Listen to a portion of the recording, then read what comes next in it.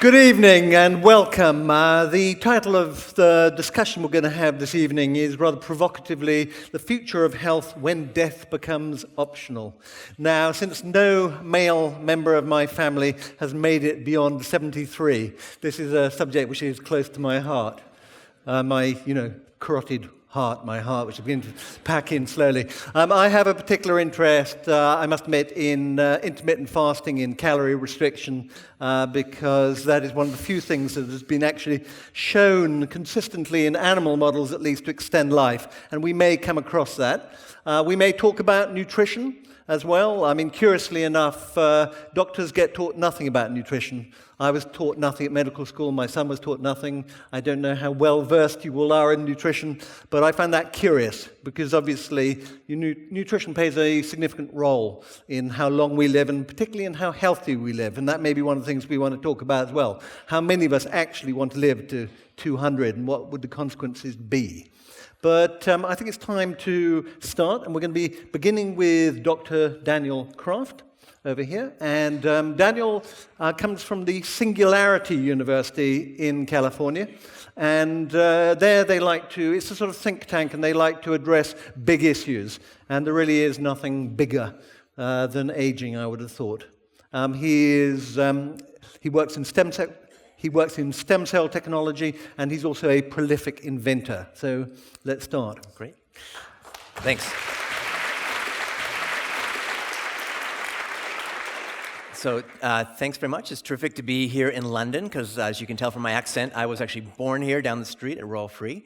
But I come from Silicon Valley, where we look quite a bit at technology. And what we want to focus on a bit tonight, in addition to longevity, is a bit of the future of health and medicine from the angle of prevention, diet, nutrition, better forms of doing smarter, earlier diagnostics, therapy, more precise and personalized, and how we can all be participatory and play a role all together in the future of health and medicine. So whether you come from Mass General, where I trained as a resident, or I was just in China at a hospital that sees 10,000 outpatients a day, or visiting the Royal London Hospital, jet lag, in many ways, healthcare still hasn't changed in its practice and form. We're still often in old mindsets, in old silos, thinking of healthcare in sort of buckets of body parts and specialties. But we're now in this amazing new genomic age, this connected age, this digital age. I think we can think out of the old mindset of sick care to one of really healthcare. When I think about sick care, it's really today's world, intermittent data, an occasional blood pressure check, EKG, blood sugar or blood pressure you might fax to your doctor. And so we're quite reactive. We wait for the heart attack or the stroke or the lump to be discovered at stage 3. And I would argue we can move to a new era today with more continuous data and flow and be much more proactive individually and in society. Now, we'll talk about technology, but beyond that, it's really the incentives that drive healthcare. You know, in the US, we're mostly fee-for-service. We get paid to do more procedures, more biopsies. Therefore, we're spending 80% of our care on folks who already have advanced and chronic disease. As we're starting to shift to value-based care, we're rewarding keeping people healthy. You're going to be more rewarded for keeping yourself healthy and driving longevity. And also, there's a change in where healthcare is happening. No longer in the clinic, the ICU, the ER. We're driving healthcare to our homes and increasingly onto our own bodies. So the Internet of Things is coming to the Internet of Healthcare. And we have a whole new set of tools, right? In our pockets are now these new magical medical devices. They're riding Moore's law, the power of computation that keeps doubling every 18 to 24 months, which is why our smartphones are more powerful in computation and speed and price performance than the best supercomputer from MIT in the 70s. And they're an example of exponential technology. So I want you to, as we think about the future of medicine, to think about exponentials, because things are doubling and moving very, very quickly, which is, why the laptop of 2000 fits on your smartphone, now fits on your smartwatch, are soon going to be on computers the size of a grain of rice. So that enables tremendous opportunities as things get smaller, cheaper, and faster. And what used to be, $100,000 worth of technology, now is sort of dissolved into a smart app. And some of that mindset's coming to healthcare and bringing us this new era of what's often called digital health or connected health or mobile health. I think soon we'll just call it health. We don't call it digital banking or digital movies. But it does provide a new platform and way to think about things, not just in terms of Moore's law, but the convergence of all these fast-moving fields, from genomics to virtual reality to artificial intelligence. So we need to think exponentially and convergently and be disruptive and self-disruptive, just like many worlds have shifted around us. Uber here, there's strikes against it. I was here last time I was in London. But people kind of want that Uberization even of healthcare, to make things easier, more transparent, more flowy. We've even seen Uber do a pilot where you could do Uber Health, press a button, and a doctor would come to your house or apartment within 3 hours. Not sure what kind of doctor you get, but you'd get one. So. And they can rate you and you can rate them, so that transparency element's here. And as was mentioned, I get a lucky place to look at this convergence as the chair of medicine at Singularity University, based in the heart of Silicon Valley, and also chair of medicine a program called Exponential Medicine, where we bring folks across the spectrum, from patients to physicians to pharma to devices, and rethink things from this convergent arena. Because a big focus now could be on true health and prevention. We'll talk about, genetics in a bit, but it's our behaviors over time that are much more impactful. And now we have a way of sort of measuring our behaviors. How many of you have on some Fitbit or Jawbone on their wrist? You've probably lost one too. But these technologies are enabling us to quantify things like our steps and our sleep, sleep's important to your health, and sitting's the new smoking. But if you can start to measure these elements and now start to move from quantified self to quantified health, we can prescribe connected devices, blood pressure cuff scales, and your clinician is soon going to see that information and use that. And we can measure much more than our steps. Connected glucometers that talk to your smartwatch, digital tattoos, connected jewelry. This idea of quantifying sports is here. Things that will track concussions. From wearables to insideables to even trainables. Things that can buzz you in the back and get your posture aligned. All sorts of things are emerging that can enable us to have insights and data in real time. Wi-Fi can be used, actually, to be measuring data from your own home. So we're entering an era where our digital exhaust will soon be continuous, and we can use that in smart ways. Our smartphones can be a mirror or a measure of our mental health, something so important to health and medicine. And the data is starting to flow through our smartphones, things like Apple Health Kit. Soon that data will flow to your healthcare system through the NHS, where you can make sense of it, integrate that data into sort of a health score, and nudge you in terms of both prevention, diagnostics, and therapy. We're seeing this idea of digital coaching emerge. We often need someone, you're supposed to exercise more and eat less, but if someone can be helping watch that element. Sometimes there are artificial intelligence apps that you can download that'll help keep you on track. And increasingly, they'll talk to your smartwatch and remind you to stand up every hour or get more sleep when you're jet lagged like me. Think about your modern car. Modern cars today have 300, 400 sensors on them. You don't care about any one sensor. You kind of care when your check engine light goes on. What if you had a check engine light for your body, or the integration of all these elements that give you a bit of a healthcare GPS? Daniel, go right to the gym, not to have fish and chips. Kind of guiding you on all these elements, using smart data to give you a lens to see future you if you're working out, future if you keep having fish and chips for breakfast, right? And that could be a powerful lever. Or smoking, for example. What if you could see yourself or your children or your patients before smoking, after smoking, blending augmented reality to change our elements? Or if you spend too much time on Facebook, what happens? Another story.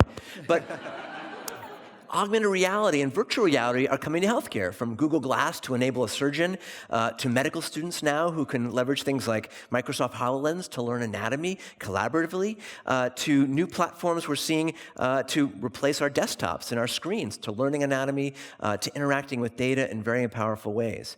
Virtual reality is here. I just received my $600 Oculus Rift, but you can get a $6 cardboard version and be in virtual worlds, which is now being used, for example, to educate surgeons. Just down the street at Royal Hospital, they're doing a real-time virtual reality and allowing you to see a surgery in actually real time. I just came from there today. Shafi Ahmad and colleagues at Medical Realities literally today streamed to about 2,000 people watching a surgery in real time around the world in 3D. Amazing possibilities there, including for exercise and beyond. Old school technologies can help our health, longevity, and prevention. Things like yoga and meditation. You can actually measure your brain waves with consumer devices and gamify mindfulness, prescribing this to someone with anxiety or depression instead of a drug, for example. We can start to now digitize our genomes. It used to be millions of dollars. The price of sequencing has dropped at double the rate of Moore's Law to about $1,000 today. It comes with an app. Soon your clinician will see that data. Here's my data related to athletics. And sadly, I want to go and work out, but I have trouble getting out of bed in the morning to work out, but I have an excuse. As you see, my motivation genes are low. So some of these things can be complex. Beyond genomics, we're in the era of the proteome, the exposome, the microbiome, the bugs in our gut impact everything from obesity to inflammatory bowel disease. We're learning to do fecal transplants to cure folks with bad GI infections. We're entering an era where you can sequence your own microbiome for about 50 pounds and crowdsource that data. How about diagnosis? We want to pick up disease early, stage 0 as opposed to stage 4. We now have a whole new suite of tools in a digital doctor's bag that you can have at home. We're replacing the analog stethoscope with the digital ones. We're actually throwing away our stethoscopes and you can have no-cost connected ultrasounds, which are layered in with AI to help the surgeon, medical student, whomever, make sense of that information. Will you see a dermatologist in the future? Maybe you'll just take a picture and send it to the dermatologist, or new apps with machine learning will make the diagnosis for you. Is it a melanoma or a mole? Quite disruptive to dermatologists or pathologists or radiologists who do pattern recognition. Or I'm actually wearing right now a disposable patch that's streaming my live EKG, my position, my posture, my heart rate. Anywhere in the world you're logged into my smartphone. So incredible amounts of data are streaming at us. How do we make sense of that as individuals, as clinicians? How do we get smarter? If you have heart disease, do you want the old-fashioned angiogram, the catheter? Now we can do that computationally, sending that data to the cloud and analyzing your blood vessels, determining, do you need a bypass or do you need a stent? And potentially what kind of stent? Can we 3D print that stent to match your own particular anatomy? A lot happening with convergence of technology in that realm. New diagnostic tools are coming through crowdsourced trials. Medical tricorders have been developed that you can touch your forehead, pulls down your temperature, your heart rate, your blood pressure, will talk to your smartphone, overlay with artificial intelligence to make sense of it. Or instead of bringing your urine to the clinic, you can dip it and use your app to take a picture and send that data directly to your physician, to the NSA, whoever else wants the information. Lots of potential there. With all this new information, though, how do clinicians or patients make sense of this? Artificial intelligence is here in healthcare. Soon it's going to be much more intelligence augmentation. It's going to augment all elements of diagnostic and therapy to make sense of this and hopefully empower the patient-doctor relationship. All these technologies can be enabling, and particularly that important patient-doctor relationship. Very briefly, what's the future of therapy? We want more tuned, precise therapeutics. Everything from tuned gene therapy, which is coming with CRISPR and beyond, to the ability to use electroceuticals, not just pacemakers for the heart, but for the brain, for the bowel. These are really becoming interesting connected digital devices from our bodies, which leads to potential issues. What happens if someone hacks your pacemaker or your genome? Who owns the data from bodies? Who maintains the privacy? We're starting to prescribe apps from everything from pregnancy to pre-op care to post-op care for things like diabetes, connected glucometers that have social networks built into them. The new drug is really you. You can be the CEO or at least the COO or co-pilot of your care using these new tools and connect and have a virtual visit as opposed to driving 3 hours for that 1 hour wait for the 12-minute visit. So many ways now to connect interactively. Telemedicine is here. Robotics is playing a role in everything from surgery to delivering your drugs to wearable robotics to enable the disabled who might be paralyzed to walk. And you might notice that exoskeleton has 3D printed components. 3D printing is coming to healthcare, from replacing the old-fashioned cast to printing prosthetics. You can print yourself. I have Mini-Me in my pocket, for example. He's cute. But imagine I have a patient missing part of their face to print a prosthetic. Or, for example, empowered patients like my friend Stephen, who had a brain tumor, who 3D printed his own tumor to empower surgeons to take it out in a smarter way. This is a life-size version. So lots of things that are emerging, even drones to deliver drugs and vaccines, to defibrillators, to potentially even drone ambulances. Many things are converging. And finally, we can democratize healthcare. Things using smart technology can bring us information anywhere. The bottom billion have SMS phones. Soon they'll have smart connected phones and be connected to the cloud, which can, again, enable smart, proactive healthcare anywhere. Last point, discovery. We can all be participants in the future of healthcare, speeding up clinical trials. Today, you can download multiple trials from Parkinson's to autism to asthma and understand and crowdsource that data in very interesting, smart, and cost-saving ways. Because the future will be kind of like we drive today. When you drive with Google Maps or Waze, you share some private information, your speed, location. In exchange, you can crowdsource a map and look at the traffic and get information back that changes your trajectory. What if we crowdsourced healthcare? What if you could not just be a blood donor or an organ donor, but a data donor as well? So I think that's part of the future. So think exponentially. Remember that things are moving very, very quickly. You want to be like Wayne Gretzky and skate to where the puck is going to be, not where it is today. And also think convergently, whatever field you're in. It's the overlap and the convergence of AI, sensors, big data, 3D printing, nanotech, empowered empathy through these new tools that can really shift healthcare and move it from sort of where we've been, a sick care model, intermittent and reactive, to a much more proactive model where we're all participatory, moving from continuous to proactive health and medicine. So, as William Gibson has famously said, the future's already here, not just evenly distributed, and it's up to all of us not to just sort of think about and imagine the future or predict it, but go out there and boldly create it together. So with that, thanks very much. Hey.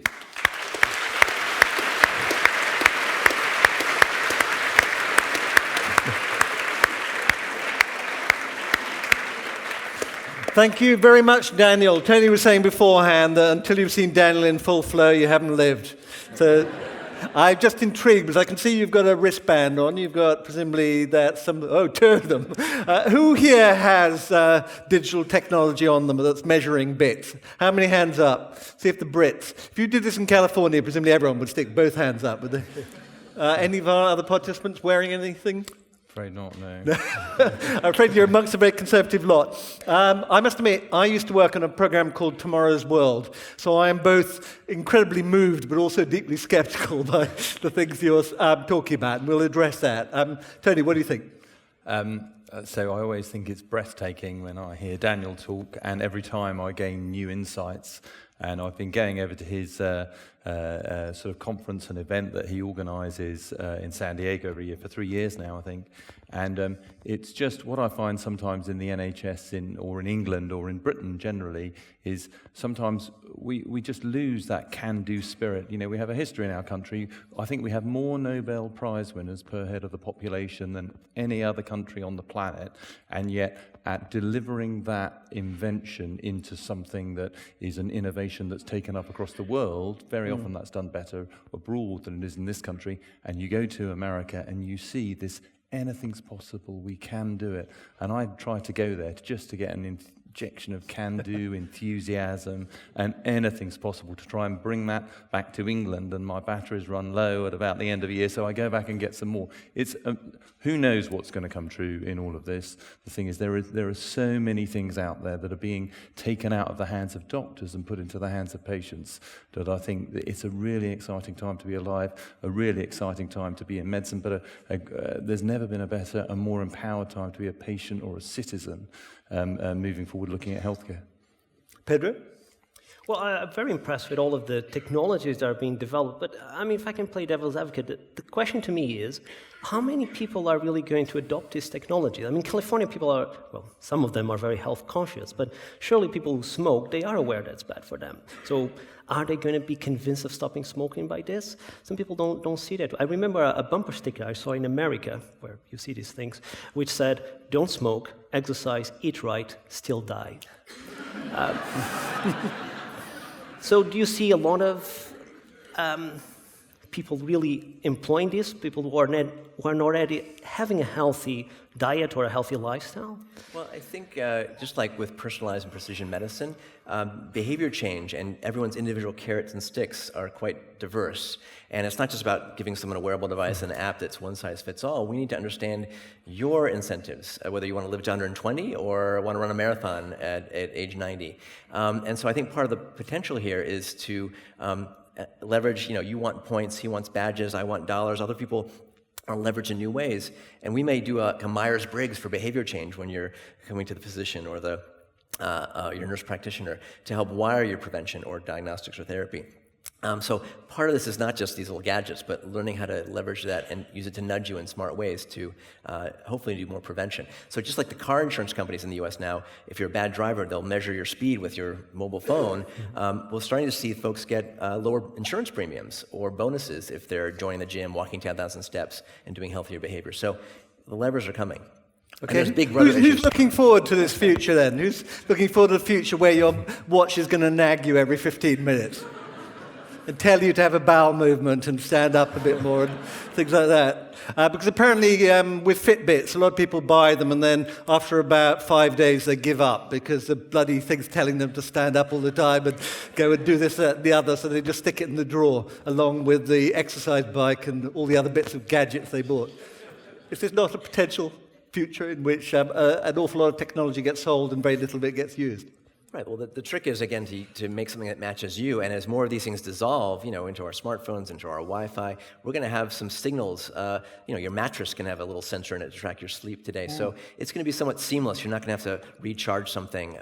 It can be embedded in your jewelry, in your car seat. But you also hinted at the possibility, clearly, amusingly, but the NSA, that other people will also access your technology, that your insurance company will, that people will basically go, you're uninsurable, I've decided to cut your insurance, you're not a good risk. Sure. So other people are going to hack into your life and discover that you've got this sort of bowel problem or something that you may not wish to share with the world. But how do you actually preserve that sort of information? Well, a lot of issues with privacy and protecting this, but a lot of people in this new, Facebook age are used to sharing. And if you're, let's say, I'm an oncologist, people want to be part of clinical trials and to share their data.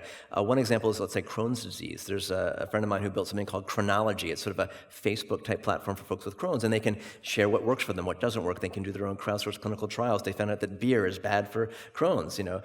They can start to figure out new probiotic diets that might help them. So as you get something back, like with driving maps, I think most folks will want to share, but we still need to be able to tune it smartly, even using other technologies like blockchain and Bitcoin to make these things more smartly controlled. Thank you very much, Daniel. We'll come back to you, I think, later.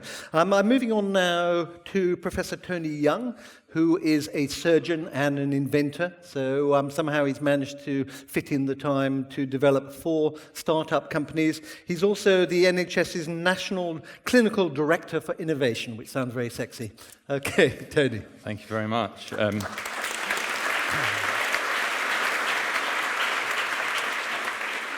So it's a great honour and pleasure to be here tonight talking to you, and a great task to follow the very wonderful Daniel Kraft. So I hope you're not expecting the whirlwind of technology. So what I thought I would do is try and tell you a little bit about the challenges we face, not just as a nation in our healthcare system, but as the human race, and the problems we face in living longer. This was the title we were given. And I'm not sure that I agree with the title at the moment, but the simple fact is people are living longer than they ever have before with more chronic conditions. And what are we as a nation going to do about that? So if you look now, we had a healthcare system that was founded in this country around 70 years ago, and it was founded on the basis of the problems we faced, which were largely acute medical conditions. So people died of infectious diseases, they had heart attacks, they had stroke, they died of cancer very early on, and very early on in the disease phase. But here we are 70 years later, and we've made major inroads. We vaccinate our population into heart attacks, strokes, and cancer. People are now living longer and surviving those conditions more than they ever have. And I think a child born now can expect to live to 81 or 82 in our country. When I was a lad, that was in the mid-70s. So in a very short period of time, people are living a lot longer. But now 70% of our healthcare budget in this country is spent on chronic disease management. So does the system we set up 70 years ago based around acute care and hospitals serve us as well now as it did back then? So around 2 years ago, we got a new chief executive in the NHS, Simon Stevens, who came in and brought together some senior leaders across the NHS and said, we've got some big problems coming. People are living longer with their chronic diseases. How, as a nation, are we going to cope with that? How are we going to deal with that? And he came out with the 5-year forward view, which was our look at how we might continue to provide a high-quality healthcare system, free at the point of delivery, centrally funded for our nation. Now, the 3 key points of that 5-year forward view, well, we have to get serious about prevention. We have this health and well-being gap. I think it's 20% of our population smoke, a third drink too much alcohol, and more than half our population are now overweight or obese. And the statistics are, within the next few years, more people will die in our country from obesity-related causes than cancer. And that is for an entirely preventable condition.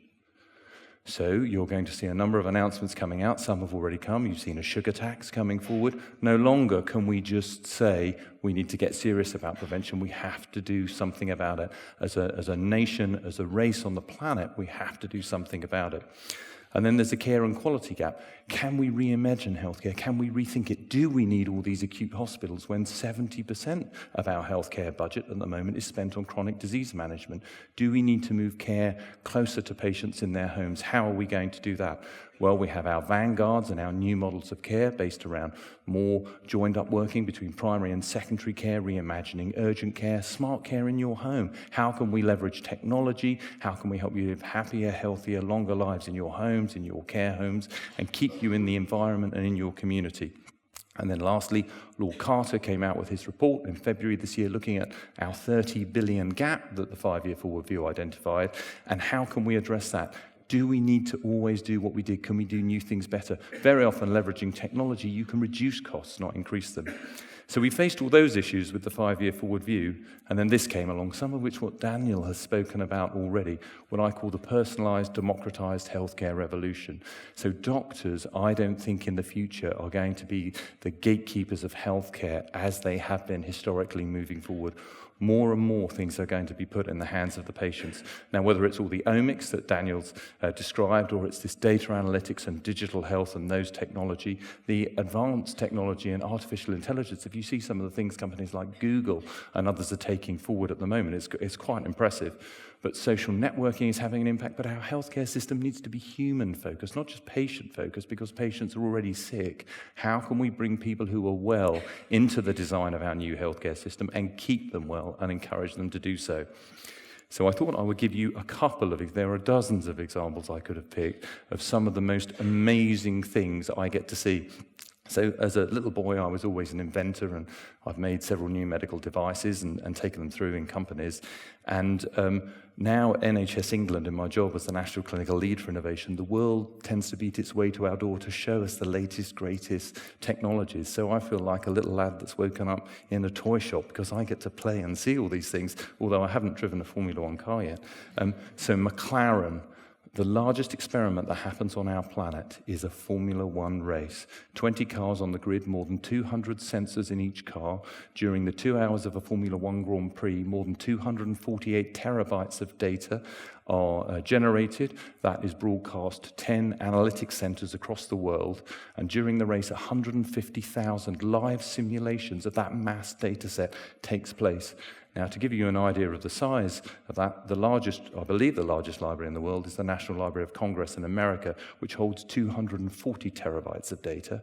A Formula One Grand Prix generates 248. It's truly astounding. McLaren have announced they're moving into healthcare. Why is the body different? Why can we not take those analytics, those things they have learned, and apply them to our health as we move forward?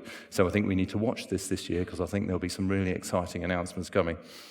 And then the next example I wanted to give you was something like a real benefit of sharing our healthcare data from the NHS.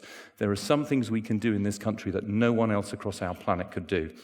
Now, this is a picture of the team at Imperial College London, and the lady in the back with the glasses I've had the privilege of meeting recently is Professor Nina Modi, who is the current president of the Royal College of Paediatrics and Child Health.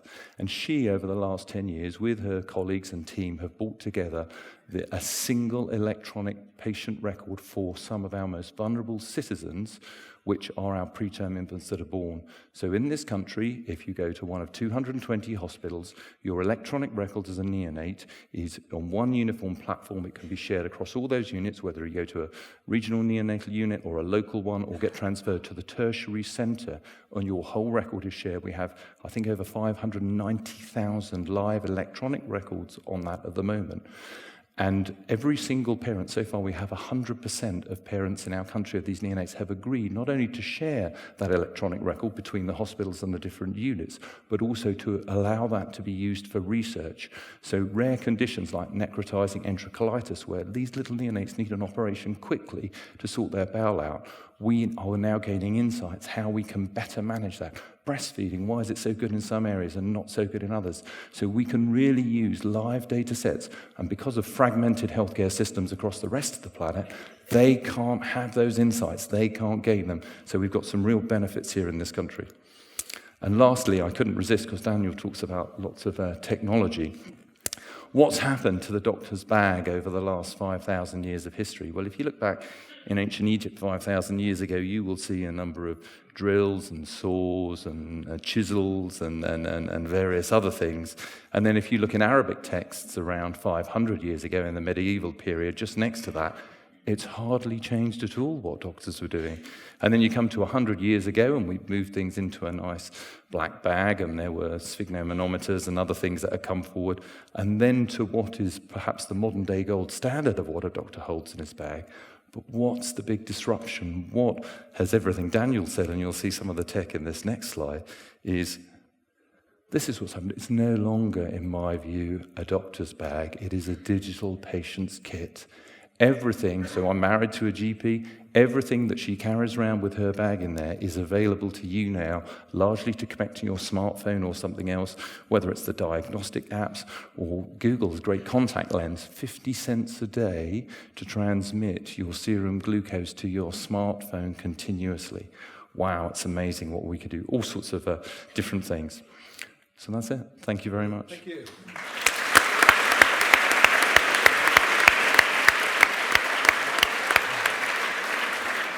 Pedro, do you think the NHS is ready for this sort of technology, or indeed will respond to it? I would say, typically, I have a bit of an Americanized version of this in that government institutions tend to lag behind always a little bit. So it's probably not ready yet. It will be a few years down the line.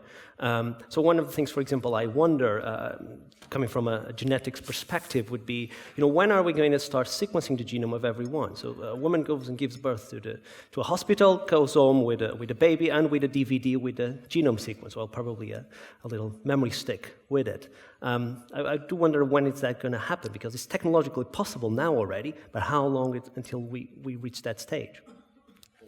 One challenge and opportunity there is, even if you brought me your genome on a disk drive, how would I make sense of that? And a lot of these new amazing digital tools are still in little fragments, and it has to be part of the workflow of the clinician and the patient. Let's take a simple example, hypertension, high blood pressure. At least in the States, about 1 in 3 adults has high blood pressure. Less than 50% have that well controlled. Well, it's not new technology to have a connected blood pressure cuff that can talk to your smartphone app and give you a dashboard, but that doesn't come back to your clinician. They don't want to log in to some other app. But if they're incentivized, if you're all my primary care patients and I got a bonus for having good blood pressure control or blood sugar control, I'll start to use these tools, or use your genetics to pick the right antihypertensive meds. So I think it's about the workflow and aligning the incentives and the omics all together to make some of these things really powerful. But one of the things you were talking about and obviously addressing is the fact that people are getting older, they're getting sicker. One of the simplest pieces of technology you could possibly have is the scales. You stand on it, you go, oh my God. Or even simpler, you get a tape measure and you put it around your waist. Now, presumably people are doing that, but it's not actually making any difference. Because they're not going, oh my God, I'm putting on weight. They're going, oh my God, I'm so depressed, I'll go off and eat a cake now. So there seems to me a huge gap between the technology and how people are responding to it. But maybe there are some people in California who go, So if I can say, so first of all, I'm not sure you were paying close attention to the slides, because the tape measure has now been replaced by an app, so you don't need that physical thing anymore. It's just in the bottom corner of one of those. But I really like the saying by the American author Maya Angelou, who says, people will forget what you said, they will forget what you did, but they will never forget the way they made you feel. And I think if we truly want to work with our population as a medical profession and help them take up these latest, greatest things, it's how you make them feel. An example I would give is something that's been developed on the science park I work in Essex on the MedTech campus at Anglo Ruskin University. And one of our chief informatics officers from Broomfield Hospital left his job because he wanted to develop what he saw was a real problem, which is how do you use smart devices in a sterile environment, whether that's in the operating theatre or on a chemotherapy unit. And you can put them in a plastic bag, but that doesn't work terribly well. So he developed something called the Flip Pad, and it is the world's first sterile and re-sterilizable case for a smart device. And he trialled it at Great Ormond Street, and the children who were undergoing chemotherapy, I thought when he told me about this, I thought, well, surf the internet, go on, play a game. The first thing they did was to Skype their granny. Because which child having chemotherapy wouldn't want to be comforted by their grandmother, and which grandmother wouldn't want to comfort their child undergoing that? And everyone went, so I've made you feel something about a piece of new technology. How can we do that with technology? If we're going to really impact people's lives, it's not just producing lots of Fitbits and things that people don't use very much, it's really making a difference. And we can't do that on our own as a profession, as doctors and surgeons and others. It has to be in partnership with our patients, in partnerships with our citizens. We don't have all the right answers. I'm not going to know what's great. There are some fantastic examples of patient entrepreneurs out there developing technology. There's a chap called Michael Series, who is the 11th bowel transplant patient in our country, who noted that when he got a stoma bag, you couldn't tell when it was going to be full, and suddenly it would explode and you would be covered in contents. So he he took it out of a Wii game, a little flexible element, put it on his bag, and it Bluetooths to his smartphone to tell him when his stoma bag is half full. It alerts it so he can go and empty it. I have done countless numbers of colostomies and bowel operations. When did I ever think that was a real problem that would make a difference to patients? Not once. So if we don't have citizens and patients at the heart of what we're doing as we redesign healthcare and bring in all this new technology, we won't get it right. Thank you. Our final speaker is Dr. Juan Pedro Magalhães. Forgive me if I got that one wrong. It was a good attempt. Close enough. Yes. And he's a lecturer at Liverpool University. He also describes himself as a futurist, and apparently he used to be a stand-up comedian in Belgium, in English. Yes, so this Paul. is a man who knows no fear. Thank you very much. What? Thank you. And thank you for bringing that up. It just raises expectations. So I come from a different background from the other speakers. I'm a biologist, and my lab focuses on studying aging from a biological genetic perspective. I want to understand why we age and how can we manipulate aging. And I mean, Tony already mentioned, the burden of chronic diseases to an NHS, and how, because of the growing of the population, both in the UK and worldwide, really aging is the biggest challenge we face. And I mean, I certainly argue that developing interventions to delay, maybe even stop or reverse aging, is the greatest enterprise of our time. Now, unfortunately, we still don't understand the process of aging very well. Some ideas, for example, that damage to the DNA accumulates with age and this drives the process of aging, but those are still hypotheses. That said, what I'll tell you today are two lines of evidence of how, at least in theory, it is possible to manipulate aging in human beings. Now, the first line of evidence comes from looking at extremely long-lived animals. In fact, they're so long-lived that they appear not to age at all. And this includes complex vertebrates like some species of fish, some species of turtles, some types of salamanders.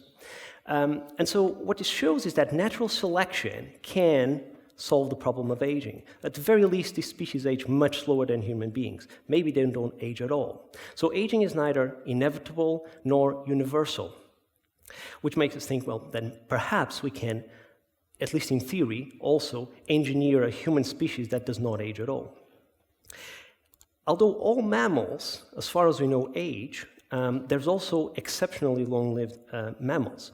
One of them is us, human beings. We are extremely long-lived compared to chimpanzees and other primates. But there's two species that my lab is focusing on. One of them is the naked mole rat, which are these bizarre-looking rodents that live underground. And we're interested in them not just because of their good looks, but firstly because they live over 30 years, which is absolutely remarkable for a rodent. I mean, mice and rats, they live 3 to 4 years. And they're also extremely resistant to cancer.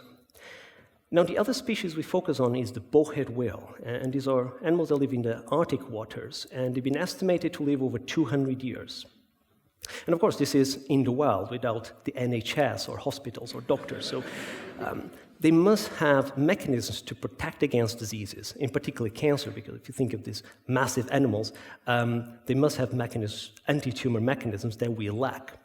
And so, by taking advantage, for example, of the dropping cost of DNA sequencing, we've been analyzing the genomes of these animals to try to identify mutations that confer longevity and protect against age-related diseases, and hopefully one day we can apply this knowledge to human beings. Now, the other line of evidence that makes me think that we can at least retard the process of aging comes from traditional model organisms. As you might imagine, we cannot study aging in human beings, at least not test mechanistic hypothesis. So we have to rely on small, short-lived animals, like what you see here are worms, C. elegans, who are tiny microscopic animals that live only a few weeks, and traditional models like mice and rats. And one of the greatest breakthroughs in the field of aging research in the past 20 years or so is that the process of aging in animal models is surprisingly plastic. It can be manipulated. And in particular at the genetic level, it's incredible how much we can manipulate it.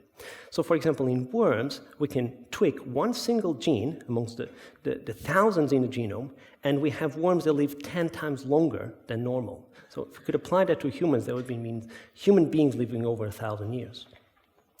Now, when we look at mammals, the impact is not so great, but there are single mutations in mice that can extend lifespan by 50%. Again, if we could apply that to humans, there would be people living over 150 years. And what is remarkable is that in these animals, they're not just living longer, they're living longer healthier. In other words, age-related diseases are being postponed.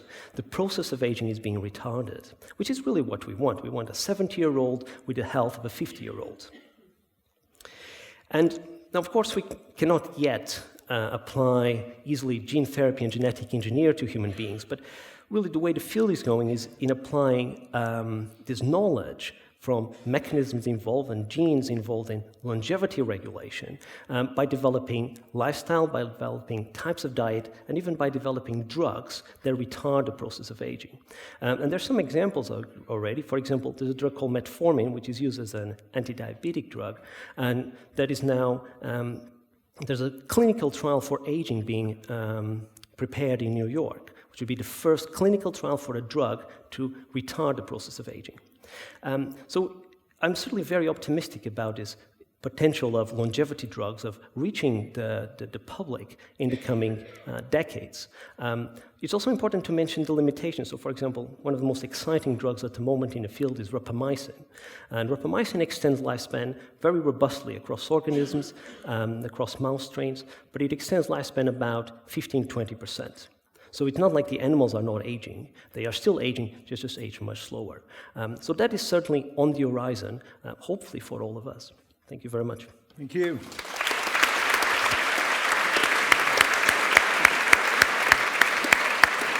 Now, one of the scary statistics I read recently was that a child born on Monday will live on average a day longer than a child born tomorrow. The longevity is doing that we now live, the life expectancy has increased in Britain by 10 years in the last 40 years. And we always thought it was going to slow down, but it shows no sign of slowing down. Who here actually wants to live to 200? Who's voting for 200? Who wants to live with the same person for another 170 years? You think, blimey. How is this going to affect things? Very bold. I had to do that for my wife.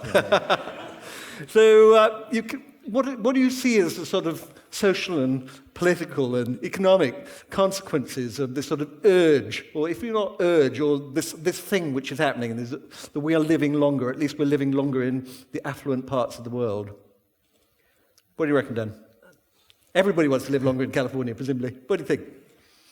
I think very few people want to live forever. That's a very long time. But it does have implications, like, in the U.S., the retirement age is 65. That was based on the fact that 90% of folks were gone by that point. So how we structure our social systems, how many times you get married when you have kids, how many jobs you have are dramatically impacted. And like with many exponential technologies, the policy and the ethics sometimes lag the facts. Tony? Well, I think this is where the National Health Service is going to come into its own, and I think we're going to see systems across the world start to look at this big, test bed we've set up here in our National Health Service, because we have a pooled risk model. So if you're a private insurance company looking to have the lowest risk to insure a patient, if you've got their genetic screen from when they were born and came out of the maternity unit that tells you they're going to have a heart attack when they're 30, and if they survive that costly episode, they'll get this form of cancer, and then they might get diabetes, or they might end up with dementia or something like that. Who is going to insure that person? So are you going to have discrimination against people on the basis of your genes and genomics? And I think people are going to have legislation around the world to protect against that. But because we have a pooled risk, publicly funded system in this country, it doesn't matter who you are, where you're from, what your genes are, everyone is treated on the basis of need. So I think there's a lot of learning to come, and I think more and more countries, now they may have private pooled risk systems, but they're going to end up with pooled risk systems, or otherwise, on the basis of the genes you were born with, you're going to be discriminated against. How very interesting, because many people think that the NHS is on its last legs, and that actually we're going to be shifting to a different form, maybe an insurance-based system. I think I've been to multiple healthcare systems across the world and met people who work in them and different organisations and people who run them. And I think it's widely acknowledged, as well as in the literature, the most efficient, cost-effective way to run a national healthcare system is through a centrally funded taxation route time after time. Now, there are lots of other things we may not have got quite right, and pound for pound, I think we spend 8.4% of our GDP on healthcare, and in the United States, it's about 18%. Yep. And yet the average life expectancy of someone born in the United Kingdom is 1 or 2 years longer than those born in the United States. Now, there are all sorts of reasons for that, but it's not just spending more money, and it's not all terrible about it. We have some tremendous opportunities. We have a senior executive of a corporation I was talking to, he said it's amazing in the NHS. You have one of the crown jewels in the world's crown, which is the data set in the National Health Service. We have a unified system. It's all going to be electronic in the next few years. We're going to bring it together, the insights we could gather that will make difference to healthcare populations across the world. And we have a very diverse population, not monoethnic like some of the Scandinavian countries who also have extensive electronic records. So I think far too often in our country do we do ourselves down. We should be really proud of what we've done. We provide high quality care right across the system. Can we do better? Yes, we can always do better. Of course we can. But I'm still proud to be a frontline doctor in the NHS. So Pedro, you're working...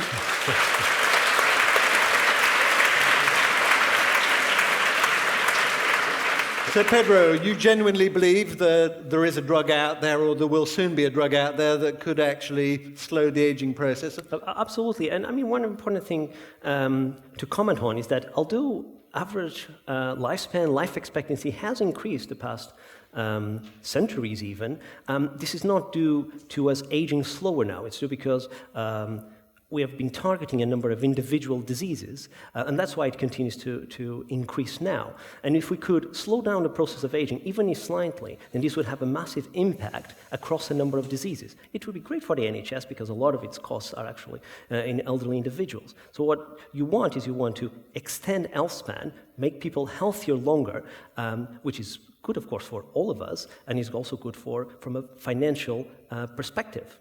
So you don't see a downside?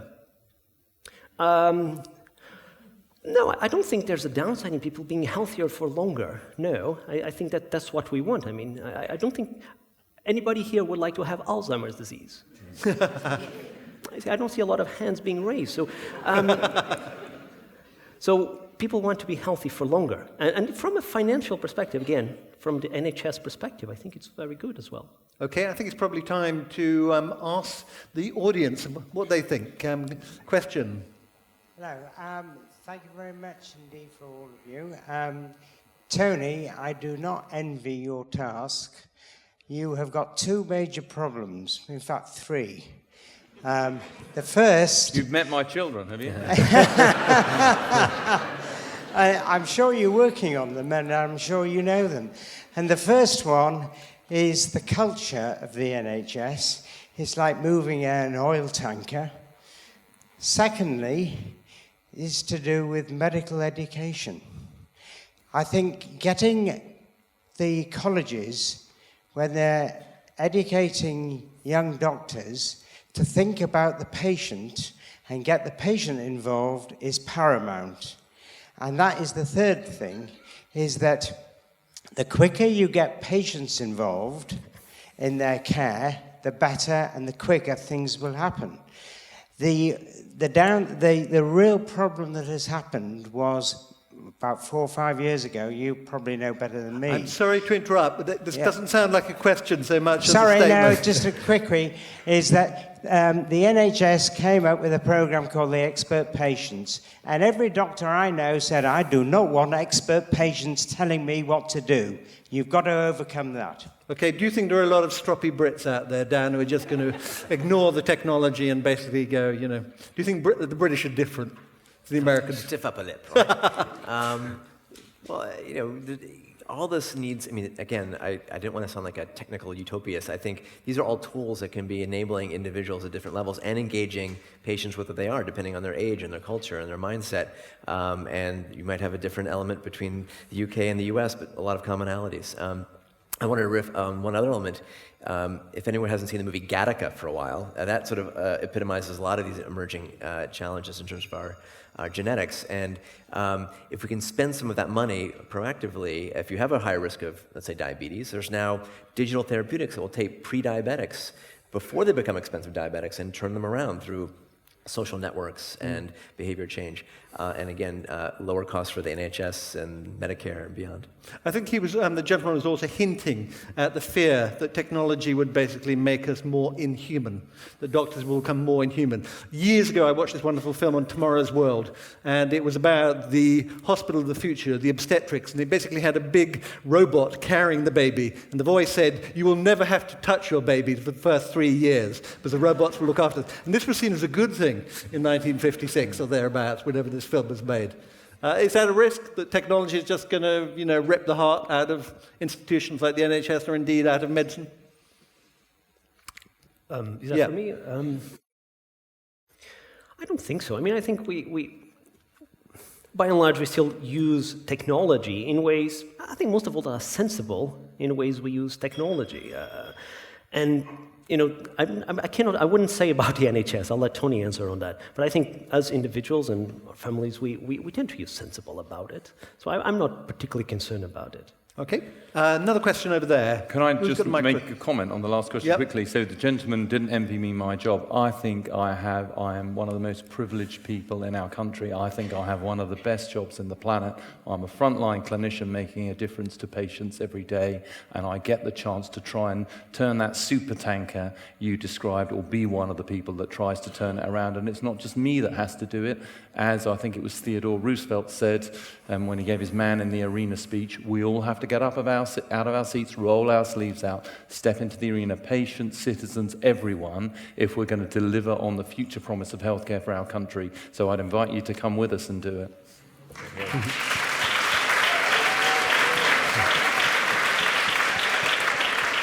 Somebody over there. Hi, thank you very much for your talk. I'm a student at Imperial College. I'm a medical student at Imperial College.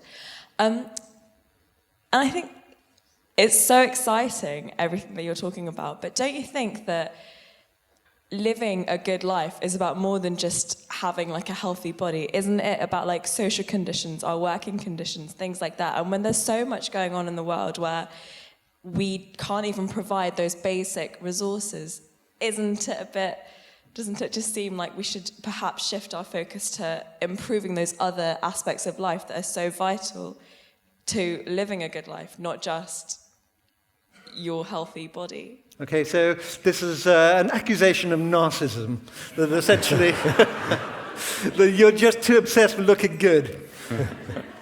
What do you think? Is that a reasonable criticism or unfair? Do you think we should be looking more broadly at the human condition than really just obsessing about our glucose levels and our cholesterol levels and things like that? Well, you can track your weight, your glucose, etc., but we know that our social connections are really powerful. Loneliness kills, and we can now leverage folks who might be socially isolated. They can connect on social media. They can have friends and family support their healthy habits or their unhealthy ones. So there's a lot of ways that these intertwine. It's not just the drugs or the weight or the diet that can be empowering, including your workplace and your ability to connect and learn and grow.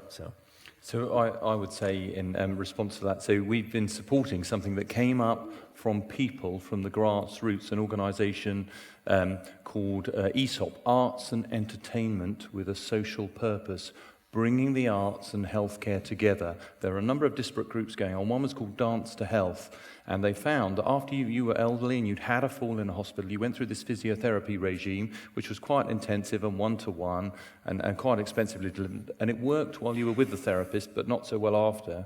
Then a choreographer got together with a physiotherapist, took this proven physiotherapy falls regime, set the moves to dance, so a group of 30 people could get together in a room, learn how to dance, and have their physiotherapy. So it was much cheaper. But the most important thing was these people who were frightened, they'd had a fall and were feeling frail, actually got to meet new people, find new friends, increase their social networks rather than increase their social isolation. And when the program stopped, most of the people who went along carried on doing it because they wanted to meet their new friends and carry on dancing and being healthy. So you're absolutely right. What's the point of existence? Just for the sake of it, none, but with, the arts and with all those other wonderful things going on around in our lives that make life worth living. And I think that's a really important thing. And I would just add that it also correlates with longevity. So individuals who have more and stronger social connections, they tend to live longer. So you have an incentive there as well. It was interesting, I was talking to some Alzheimer's experts, and they were saying that really what you need to do if you want to put off Alzheimer's is develop a new skill every 10 years.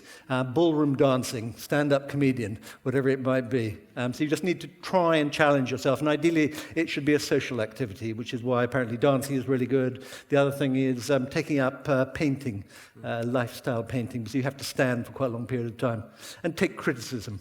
So, right, another question. Where do we have? Do you want to take one over there? And the lady over there. Okay, yeah. Yeah, there's already a strong correlation between lifespan, health, and income.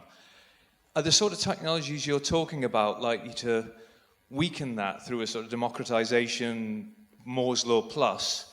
Or is it likely to string it out much more in your view, so we'll have a bunch of virtually immortal Donald Trumps up the front and the rest of us dragging along behind in their wake? It's quite an image, isn't it? Over to you, Daniel. I apologize in advance for our political system. I think, we often think about the haves and have-nots and technology being super expensive, but, now we're at the point where, again, the poorest on the planet have soon to have smartphones and be connected with what used to be millions of dollars worth of connected technology. And same thing is going to go with, low-cost genomics and other realms. So while there'll be the super haves who might be 3D printing their organs before anybody else, a lot of these things will hopefully, again, democratize. And I don't think it has to be a split, politics aside. So I would say I'm glad I'm not an American, so I don't have to answer that question. But the second thing I would say, that's the benefit of the NHS. It's there, it's free at the point of need for our whole population. That's why we have the thing. Pedro? You can see where he's coming from. Yeah. Pedro. So I think when you look at things like longevity drugs, for instance, there is no reason to think that this is going to be so expensive that it's only going to be available to an elite. It may well be available via the NHS. I still worry a little bit about what I mentioned earlier, about some individuals not wanting to, take the necessary lifestyle or stop smoking, for example, because they make personal choices that are unhealthy. That's something I still worry a bit. But in terms of accessibility to longevity drugs or other technologically advanced medicines, I do see a democratization of it, yes. I must admit, one of the things that worries me a little bit is the fact that we now know that what your mother did, what your father did, the effect on the genes is then passed down. That you get, it's not just this generation, but the next generation, that the blood sugar levels of your mother predict your weight at 3 months, 6 months, 8 months, 16. So the things that are already happening to the planet now and people right across the globe will be felt for many generations to come. And I find that disturbing. Does that disturb you? It worries me. It worries me when I look around the world and I see the rise of things like, diabetes in countries which previously didn't have it, places like the Middle East. And in Vietnam now, apparently they're amputating more limbs than during the height of the Vietnam War because of diabetes, and it's being handed down the generations. And once it starts, it's very, very difficult to stop. And it starts young, so I'm a pediatrician as well. We know that those first 3 years of life are so critical to the downstream elements, including when you switch from, let's say, breastfeeding or a bottle to solid food. Most folks will give the low-cost white flour-based formula. That has huge implications for downstream obesity. If you change that to sort of whole wheat-based things, that has an impact on epigenetics and long-term health and the next generation. So Yes. we need to start everyone young. Okay, another question over there. Can I make a comment first? Keep it short. There are a lot of people who want to ask questions. I'm not very fond of comments. I prefer questions. I haven't got any proof, but I imagine there's a lot of people who die in the world that's nothing to do with disease or famine, whatever. Okay. I came to this talk and saw the title, When Death Becomes Optional. I don't know what optional means, but I'm looking forward to dying.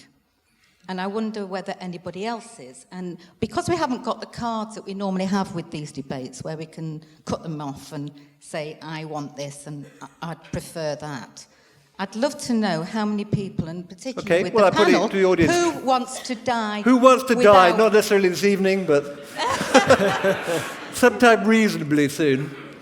Nobody here putting up their hand? The question is, No one in our panel? do you want any interference in keeping you aging longer? Yeah, okay. So if I can make two comments. You mentioned how many people die in the world. I think last time I checked, it's about 150,000 people die in the world each day. And there's roughly about 2/3 of them die from aging or age-related diseases you would associate with aging. So that's actually the majority of people die of aging. And I would also say that as long as I'm healthy, I don't want to die, ever. I mean, if I can live 10,000 years with good health, I would certainly take it. Oh, blimey. Anyone else going with him? Okay, anyone else? You fancy 10,000 years? Even with your wife, 10,000 years? Yeah. And the kids, you know? Staying at home for the next 10,000 years? I hope she doesn't They watch can't it afford on- a mortgage? Yes, I hope she doesn't watch the repeat on YouTube.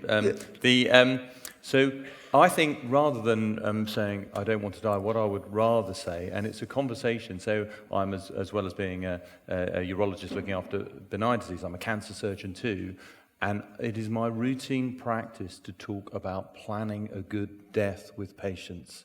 When I broach that subject and I say, you've got cancer and it's inoperable and you will die from this or something related in the near future, what do you want as we move to that phase in your life? Do you want to be in hospital with lines and drips and all sorts of other things, or do you want to be at home with your family, with your loved ones around you?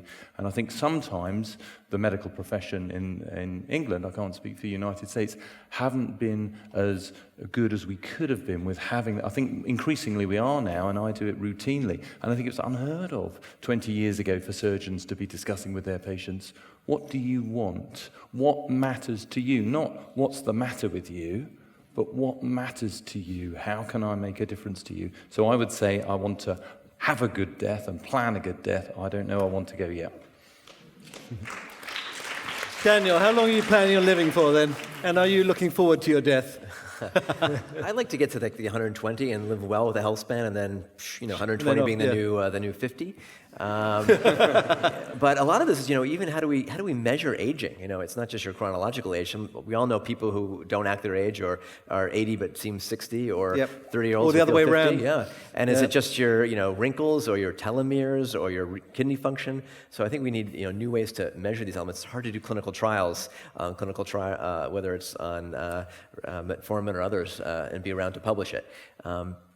So I think it's, again, about the health span element beyond the years. I find the most irritating thing about getting older is hearing, that I can no longer go into a bar with anybody other than 30, and they can all hear each other, and I cannot hear a word they say. And that's really, really aggravating.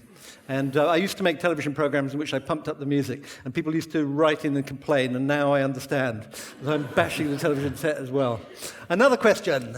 You've talked a lot about diseases, Alzheimer's, diabetes, heart disease. Not a lot of talk about cancer, how the new technologies are for detecting cancer, early detection of cancer. Okay. What's out there for that? The war on cancer was declared 45 years ago by Nixon. Have we made much progress? Will we make much progress? So briefly, I'm a pediatric oncologist, cancer doctor, and I think it's a really exciting area in oncology today. Cancer is such even a lung cancer, it's one of thousands of molecular subtypes. So we're learning now to not just treat it as lung cancer, but do the molecular analysis, the full-on sequence, apply things like IBM Watson to figuring out what cocktail will be most specific to that particular tumor, and maybe sequence that repeatedly. We're now in the era of blood biopsies, where you can now pull out small pieces of circulating DNA for screening or for modifying therapy.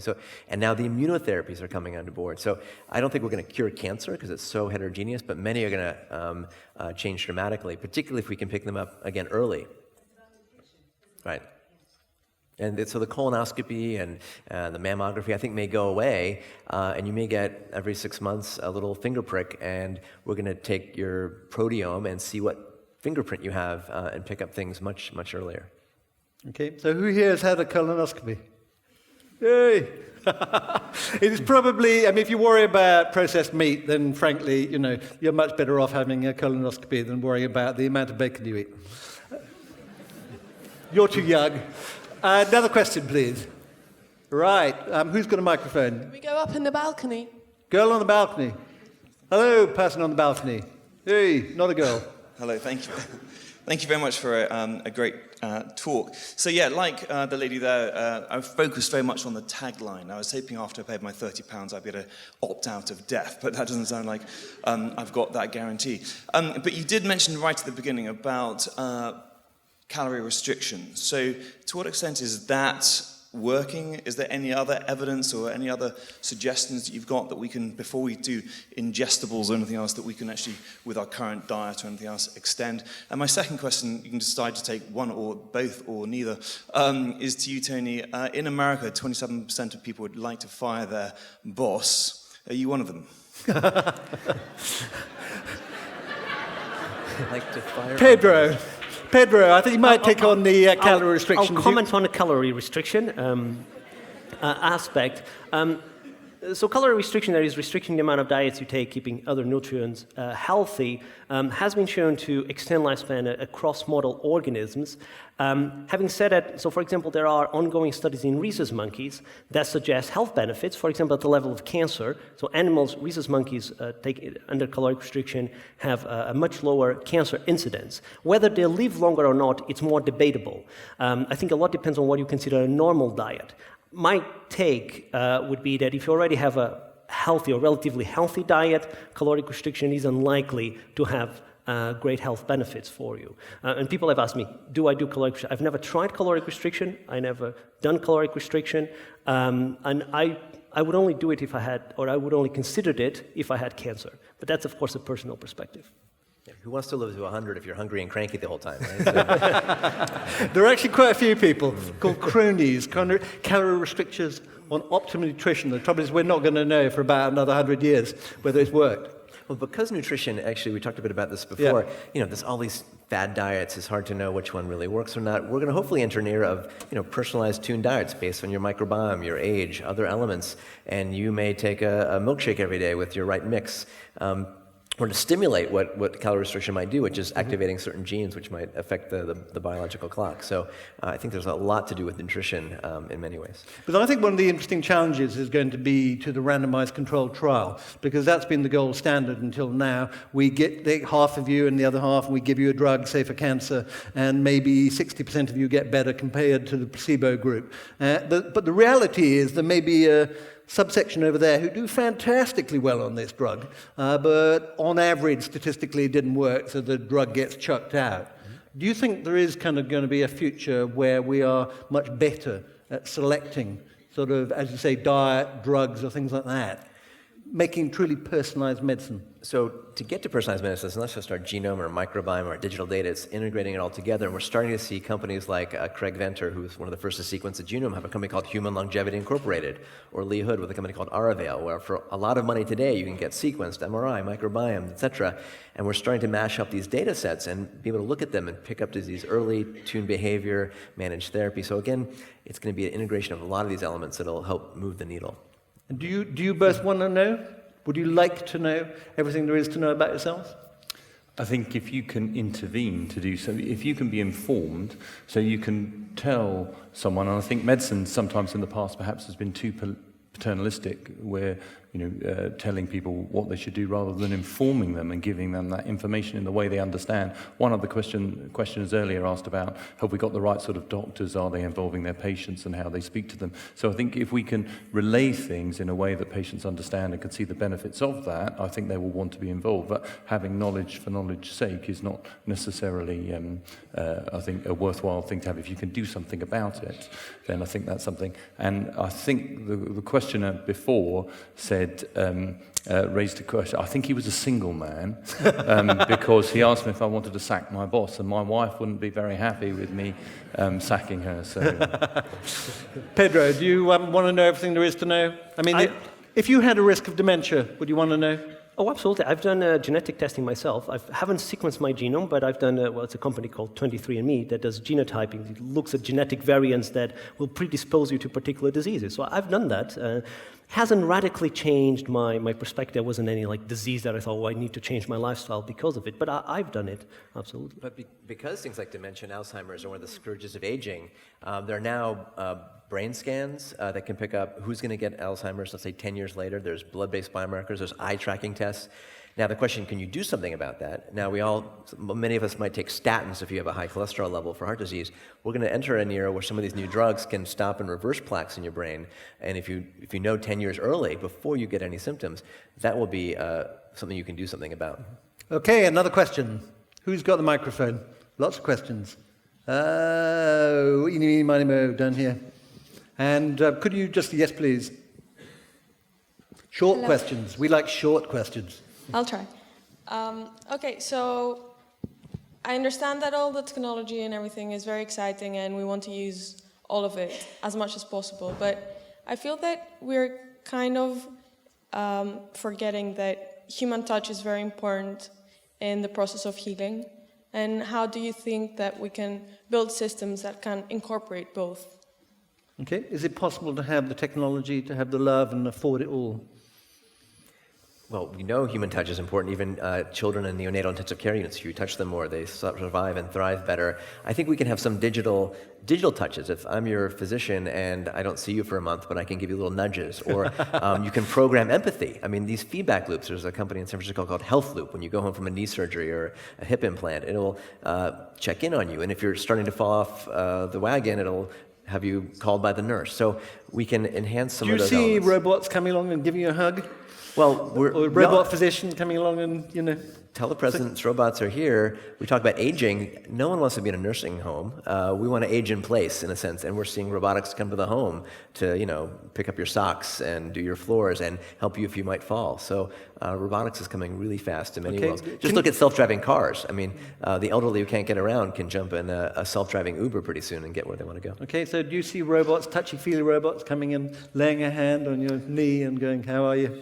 No, I'm not sure that that's the future, but certainly, to the questioner's point, social isolation and increasing social isolation is a really important thing. And you won't be surprised to hear me say the NHS conducted the largest ever randomised trial in the history of our planet on telehealth. And we spent £23 million on it about 7-8 years ago now. And we looked at giving some people some very expensive kit and technology in their homes to manage their chronic conditions at home, and then randomised another group who got standard care. And it turns out that although health utilisation of services went down initially in the group who were given the technology, eventually their use of their local healthcare services went back to the average that the non-telehealth group had. And the reason was because that their social interactions with others around them went down and they felt more socially isolated. So we had to spend that money to tell us, if you use technology and it leads to increased social isolation, it's not going to be taken up. So it's how do we use these things to increase social inclusion, to make people feel more of our communities, more with their families and their friends around them. Pedro, do you use your, laptop and things like that to avoid looking at your family? Or do you use technology to become more sociable? They will watch this online, I would say regarding the the question, I think we talked about social interactions before and how important it is, but there are limits to it. I mean, if you look at technology, let's look at antibiotics, for example. You know, that was a life-saving medicine, and what it's being delivered with love and care, or it's a grumpy nurse, you know, giving you and hurting your arm while putting an antibiotic in you, that's what's going to cure you. So there are limits to it, and you know, I would be more optimistic about the technology and about the medicines and the therapies than how much love they come with. You see, I slightly worry, I must admit, about the fact the rise of social media. We see the rise of mental health disorder in younger and younger people, in kids and things like that. The technology is not bringing them together. If anything, it is basically driving them apart. Or am I just being a reactionary? That is a rhetorical question. Let's go on to a real question. Yeah. In the balcony again. Sorry, a little bit of shameless self-promotion here. I'm a digital creative working for Sapient Nitro, and we would love to work with any of you on the panelists on a project, health-related project. My first question is mostly for Tony. Nodding back to what the gentleman earlier said over here about how NHS is this big monstrosity that's quite difficult to maneuver, when do you actually foresee, and I'm very excited on digitizing a lot of the information that you can gather from the public, because I can see when you cross data across all these different sources, you'd be able to do quite magical things in terms of research and medical research. When do you actually foresee, is there anybody actually trying to move this behemoth closer to digitizing all this information? So that's one question. The second question is a bit more generic. In terms of what we're talking about today, it's very elitist. A lot of the issues we're touching upon is only accessible to people who have enough money to have a smartphone or the technology and access to that. Okay, I'm going to have to cut you off there. I think one question is enough. Okay, so the first question. So, essentially, you talk about big data, how big data is going to transform the world, change the thing. You're going to, you know, all this lovely stuff coming out of cars. When are we actually going to get something? So, well, in the digitalisation of the NHS, we have a plan, a roadmap. If you go to the NHS England website and Google that, it'll set that out. Can't give you the exact timelines. I think it's around 2 to 3 years' time we're going to be paperless within the NHS, and we've committed some budget to doing that. And it turns out, we're still, I think, the largest purchaser on the planet of fax machines. I thought they had all gone. Something to be proud of. So probably German we do fax something machines. else. But that is going. There is and we've got a strategy and a number of funds in place to help us deliver on that. So it is coming, and it's not going to be easy, but we are committed to doing and delivering on that. Okay, Daniel, when's the big data going to change my life? Well, big data, I mean, again, we're this explosion of information from genomics to digital steps. Now the machine learning on top of that can make some really interesting insights, whether it's reading x-rays or if you can mine the NHS data sets, you can learn to identify the populations at risk. You can map neighborhoods and see where there might be outbreaks much earlier and more proactively. So the new sexy profession is data scientist, so go through and get your data science degree, because that's a big unmet need, and there's huge implications for all sorts of fields. Okay, Pedro, there's going to be lots of data out there. Is any of it going to be exciting? There is a lot of exciting, I think, from the field of aging and longevity, for example, in understanding centenarians, why they live so long. One of the interesting, actually, things about centenarians is that they also have what's called a compression of morbidity, in the sense that they don't develop a lot of diseases until they're really old. So they're actually their costs are relatively low for things like the NHS. One of the big challenges we still face from a biology level is that we don't understand well why they live so long. We know a lot about genetics of aging in mortal animals, but we don't know so well about human beings. So from that perspective, this big explosion in data and sequencing lots of individuals, we're certainly optimistic that it's going to change all that. And in a few years, we will have the information we need to understand why centenarians live so long. Okay, one final question from up there on the balcony. Thank you very much. I want to bring it back to medical ethics. We've touched on it a little bit, but I want to talk about one of the principal medical ethical concerns of autonomy. And my question is, technological developments are increasing lifespan without patients necessarily asking for it. And I wonder what limits you would set on how long technology increases lifespan. And a follow-up question just to Professor de Magles. On the worms that you increased longevity in, was the ultimate death more complex and more catastrophic than in the worms that you didn't genetically alter? So just as we basically say you're not allowed to drive more than 70 miles an hour on the motorway, should we basically go, you're not allowed to have more than 90 years? Get over it. You want 120 years, you're greedy. No way. What do you think? Do you think that's even... Medical rationing, which is the whole issue. But we already push things in the intensive care units. Folks are, hooked up, in a lot of our dollars are spent on the last 2 months of life for folks who don't necessarily ask to be on a respirator or with IV pressors. So, complex issue. I don't have a full answer. Tony, you've got the answer. So you're asking a man who does prostate exams what he thinks about patient autonomy, which is what I spend half of my life doing. I'm trying to make the link. What's the link? So I'm not. It is one of the fundamental tenets of medical ethics, autonomy, and it's something that has to remain right at the heart of everything we do when we're taking things forward about those individuals. So I'm not going to claim to be something I'm not and have a great answer to those things. I'm a frontline clinician who respects the autonomy of patients in everything I do, and I think more and more through whether it's the GMC guidelines or the professional guidelines and things we have through our colleges and things, that's at the heart we practice. Whether you're a doctor in America or in this country, that's at the heart of what we practice. I think it is a really important debate to have around those things, but I think those options are out there and they're being presented. I didn't ask maybe I was asked if I wanted my mapping app on my phone to contribute to the pool of data that was telling me whether I was going to be stuck in a jam, but actually I'm quite glad that it does happen on those things. So it's a really important thing, and we mustn't forget that in the debate as we move forward. I agree. So Pedro, do you think there's a risk that people will be told stuff they don't want to know? There is a risk, and we have to work to minimize it. I mean, I'm not a clinician, so I come more from a patient perspective. I'm a strong believer in individual freedoms, and if I don't want to have that knowledge, then that option should be given to me. And likewise, if I don't want a treatment, again, that option should be given to me. If I want it, and NHS is paying, then again, I want to have it. So that's more where I come from. Okay, so I was actually thinking about doing a series called Can You Afford the Rest of Your Life, which would be about economics and health. Nobody's buying at the moment. Thank you very much to our panelists, and it's been brilliant.